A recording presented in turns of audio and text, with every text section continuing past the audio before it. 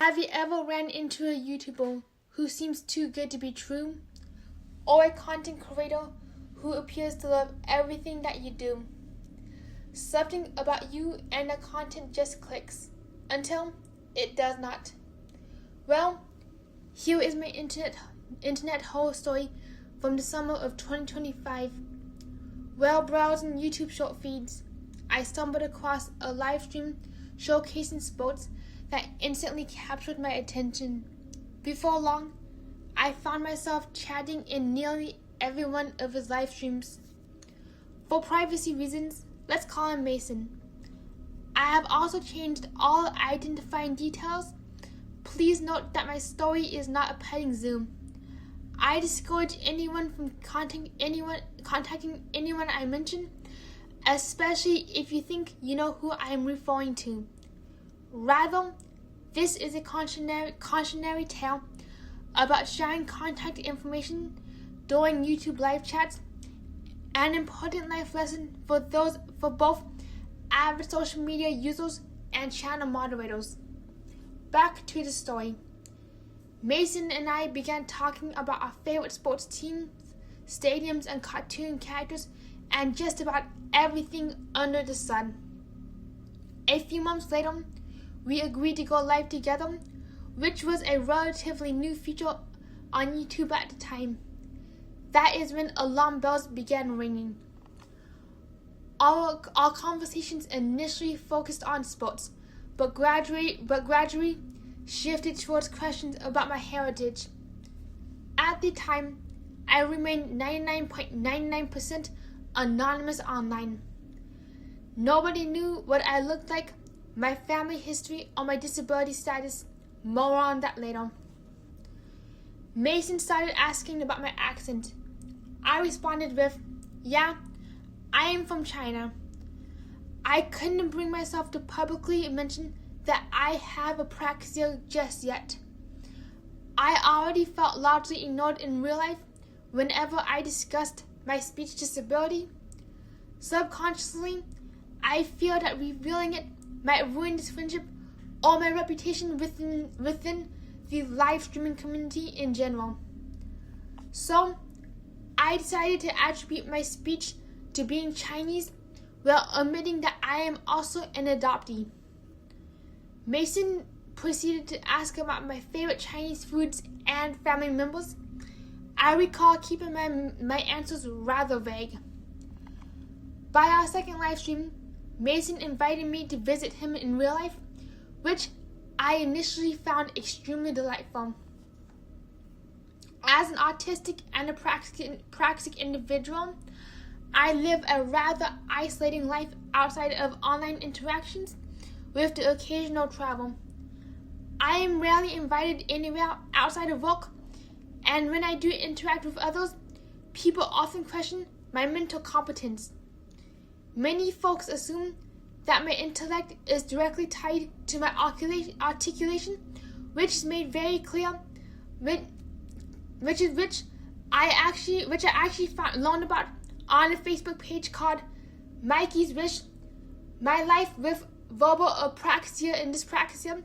Please correct me if I quoted the title incorrectly. That is why meeting new people is challenging. In most social situations, I am either left alone or spoken to in baby talk. Someone once told me, "Aw, Tony, you have such an adorable face. You remind me of my younger sibling. I would never mistreat you. It breaks my heart that nobody else is talking to you right now." Then, she proceeded to ghost me. I did not receive a single birthday invitation throughout all of middle school. I would scroll through Instagram and see classmates attending each other's celebrations while I sat alone at home, longing for their lifestyle.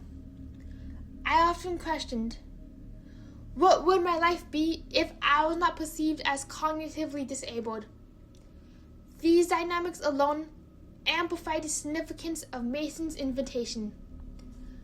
Finally, I welcomed someone. I found myself thinking aloud, We quickly began making plans, despite knowing each other for only 1 month. We discovered a shared interest in a particular landmark, which further cemented the friendship in my mind. I had spent months searching for someone who gushed over this landmark the way I did, sometimes for hours on end. Within moments, we exchanged phone numbers. Mistake number 1. On the surface, it felt natural because Mason had little social media presence. I did not think much of giving my number to someone who claimed friendship within weeks of meeting online. His invitation to visit also elevated my trust. Oops, messed that sentence up. Apraxia moment. I personally struggle to distinguish between genuine friendship and someone mirroring my interests with an ulterior motive. Our first few phone calls went fine. Mason asked to video chat, and I agreed. He showed me his collection where I talked about my ongoing projects. However, things fell off when he asked for my biological name. It seemed that he did not believe that my name was Tony, and he began commenting on my feminine features. I told him that I was not interested in dating and that I already had a partner. He responded with something along the lines of, "I love you. Does your actual partner call you like I do? Do they love the landmark the way that I do? If it does not work out, let me know. I'm here for you. You have my heart. Ugh, why is your current partner even a thing? I've been asking for a girlfriend. I love you." Please note that I am recounting this from memory, so it may not be word for word accurate. I am also excluding portions where Mason shared personal details about his circumstances out of respect for his privacy. A week later, I received a message. "Answer me. Why are you not answering me? I don't care if you paid for your flights. Do not visit me. Go away." My heart sank. How could someone shift from friendly to hostile so instantly? I began typing. "I am so sorry for not answering. I was out with my mentor and had my phone muted. I am available to call on Tuesdays, which is my day off." That is when I noticed nearly 20 missed calls, which I initially brushed off. Mason then later apologized for his impulsive reactions and re-extended his invitation. A few weeks later, after finding landmark-related artifacts online, we exchanged mailing addresses. Huge mistake. We spent another hour chatting, and I felt relieved, thinking that we were back on solid ground. Yet, Mason continued professing his love despite my constant reminders about my partner. He kept referring to my biological name after I made it clear that I go by Tony and I prefer to remain private online. After dinner, I discovered that Mason had commented on several public YouTube videos, including an anonymous interview. "No, her name is insert biological name, and you are lying. Her real name is insert biological name." I could not stop shaking. My real name was suddenly exposed to the public. Some may wonder, what is the big deal? You show your face and you use your name online right now. At the time, I did not. I wanted my identity to only be known to my closest online friends. And you may ask, why did you not walk away, Tony? The invitation kept me hooked. I could not wait to meet someone who I could effortlessly talk to about the landmark for hours. He also praised my short animated films, fueling my artistic enthusiasm during an otherwise lonely week. By the way, work was rather slow that week too.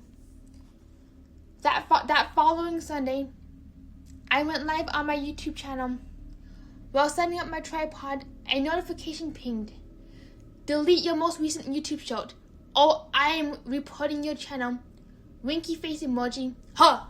Oh, what the heck? I shouted.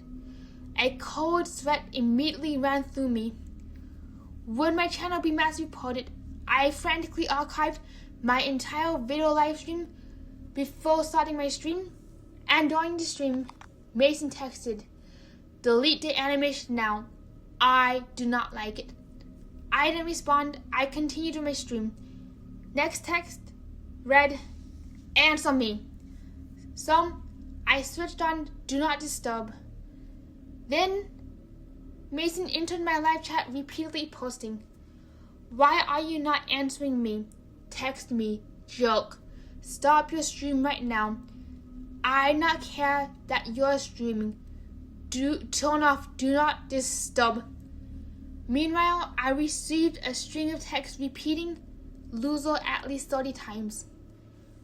I told him that we could remain friends only if we limited calls to Tuesdays.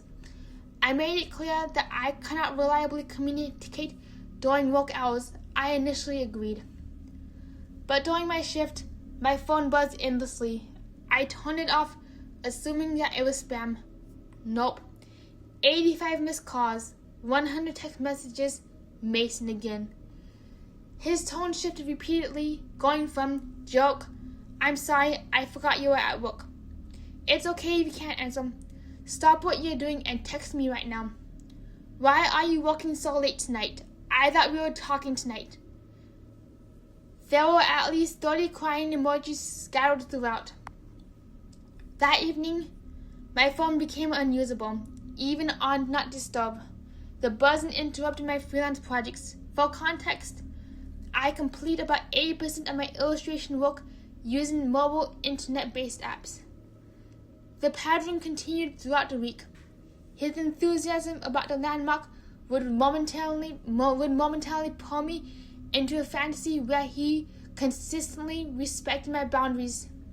Instead, the calls increased.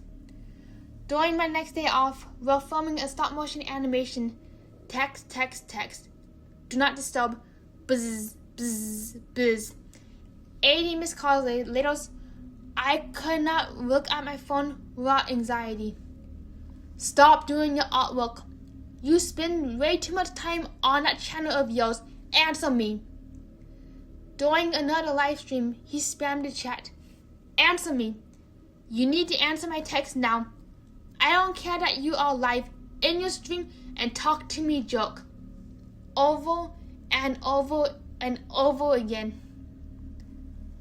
My breaking point came on my birthday. We had scheduled a phone call after dinner, but in the middle of celebrating, I completely forgot, which is my fault. Inside, I felt terrible.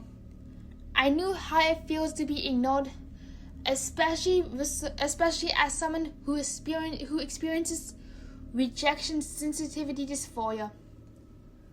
While photographing my presence, a notification appeared.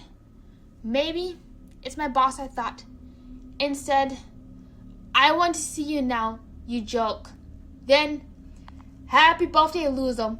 I hate you. Insult biological name. Do not write me back. Loser, loser, loser." The messages flooded where I tried documenting my birthday. I hid behind a fake smile.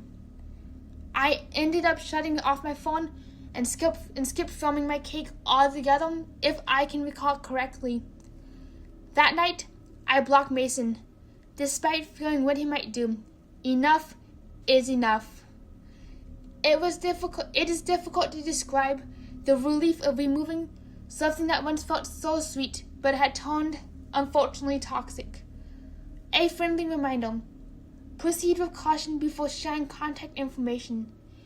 You never know what kind of emotional vacancy you are feeling, or you might find yourself a permanent resident of the Mason Zone.